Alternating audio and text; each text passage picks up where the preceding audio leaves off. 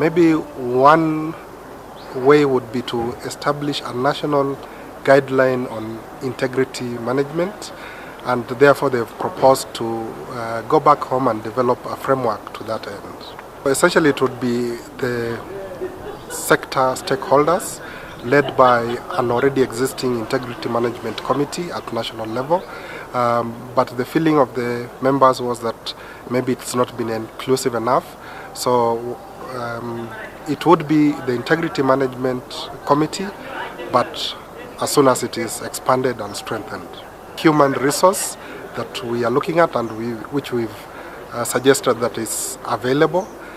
We feel that there is existing expertise to deliver the development of this guiding document. So the needed resource is just the contribution by the stakeholders.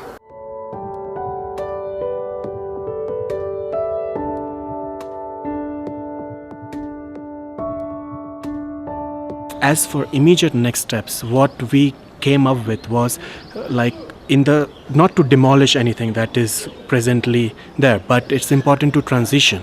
So basically the plans and the governance structures and the institutions that are already in place and working in the countries. So how do you integrate the water integrity aspects into that, and how do you integrate the IUWM aspects into that? And learning from experience there was something done along the lines of integrity programs within funding organizations. So that is something that could easily be replicated. Another one was neutral platforms for collaborative planning and shared decision making power. Different cities along a watershed catchment, what happens is there is a watershed plan and the cities plan. So most often these watershed plans and cities plans, they don't align, and there is a lot of political and organizational tensions, and so there is not a lot of talking happening. So these neutral platforms can help to reduce that and maintain more integrity. Another one would be sensitization trainings that not just for water professionals but for professionals in all public utilities, in all forms that connects water in other sectors.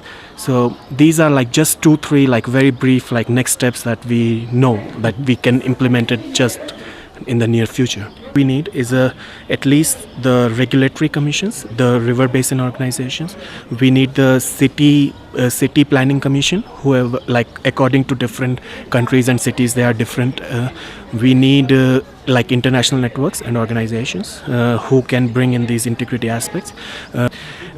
We need different representations from different parts of the societies, especially the marginalized society, different women groups, different youth groups, because again what I talked about before, it's very important that everybody is represented at an equal footing and a shared decision making power, because if the scales are tipped in some favor, then again it's an unsustainable plan.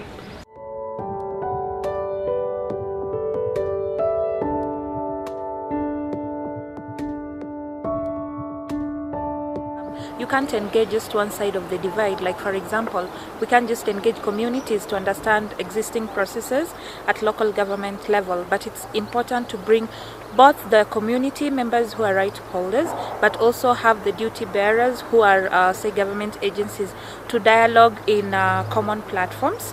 But the dialogue would of course be facilitating some common understanding of some of the problems or felt needs within a given community context, so that the priority of citizens and also the felt need actually finds its way in policies, its way in planning processes like the budget processes, but also in terms of asserting responsibility at the community level to also claim what we would say that are their basic rights.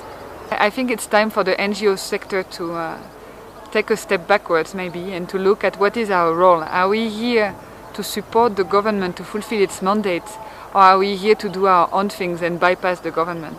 I think today in the session it became very clear. The county government in Kenya were very strong in telling us, well, but how are you engaging the government? Why are we not in the initial stage? Why are we not part of this? I think there have been some good approaches that have been presented today that are trying to do this, but I think the first step is really for CSOs and NGOs to look at what do we want to achieve and what is our role.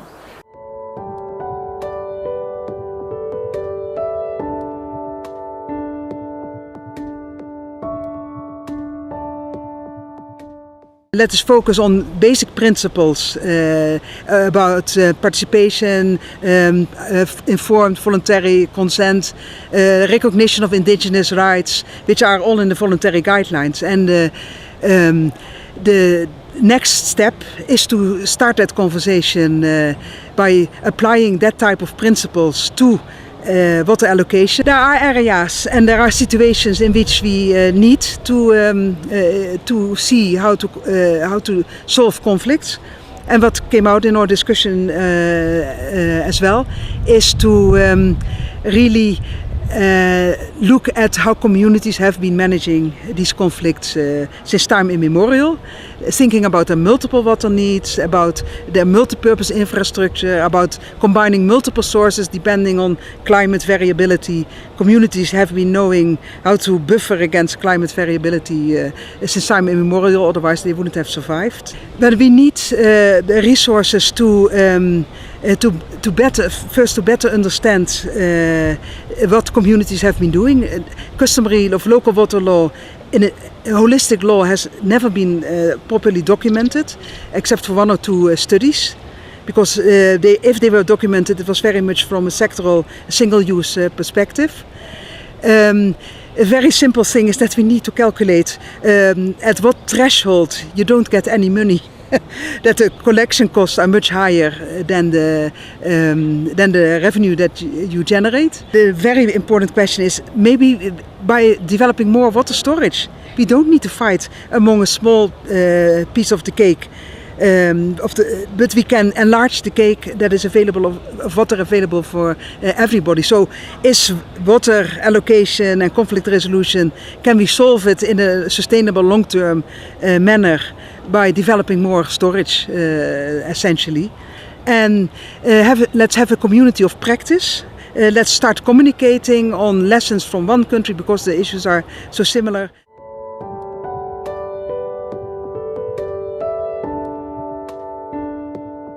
The first thing is, I think, access to information. So if there is a plan to build infrastructure, then that plan needs to be communicated to the wider society. So everyone has to have access to this information. And at the same time, there has to be also involvement from all key stakeholders involved, and not only especially I think local communities and people who are living in the area where the infrastructure will be built, but also incorporating other key stakeholders that could also contribute to the overall process, such as the media, international NGO, independent parties that could provide a comprehensive analysis and information to the wider audience to make sure that information conveyed is not biased. Transparent budgeting, that's part of also access to information. I think governments to promote to increase integrity, there is a need to share this budgeting in transparent way so that any parties that want to access that information could access it openly.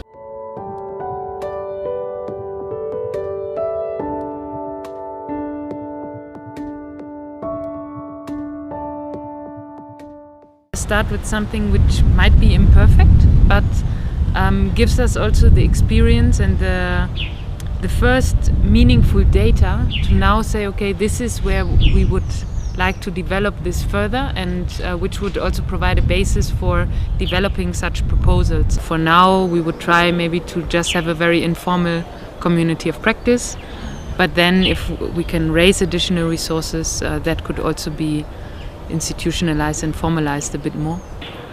And the first is working towards establishing a common understanding of integrity among the different sector actors in the different countries.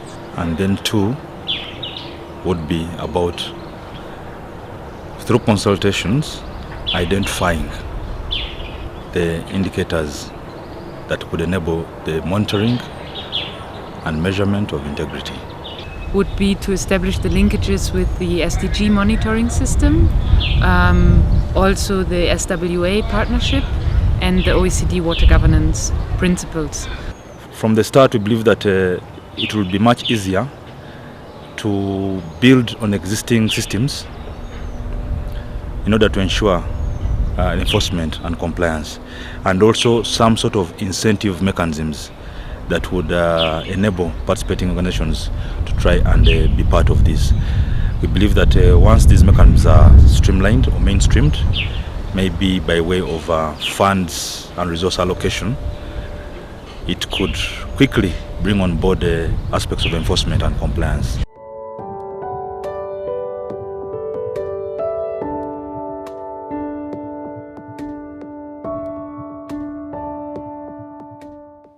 We really came up with an idea of how can we leverage and coordinate capacity development and knowledge sharing on water integrity across the East African region. The hub is really meant to be something that is very open towards partners to come on board.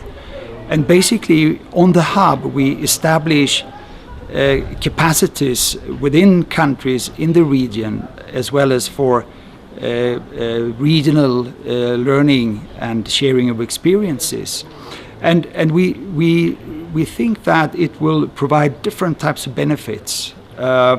So it's also very much to leverage more training opportunities on water integrity in the region.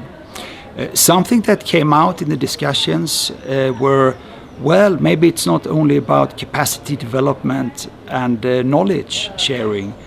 Maybe this hub could also provide support when it comes to coaching and facilitating processes in countries, multi-stakeholder processes, for example. We know that there are already ongoing capacity development processes and there are structures for it. So it would really be to see and scope out those processes, as well as some key actors, both within the countries and at regional level. Something that came out strongly was a clear need for anchoring this hub initiative on water integrity with the countries, as well as at the regional level.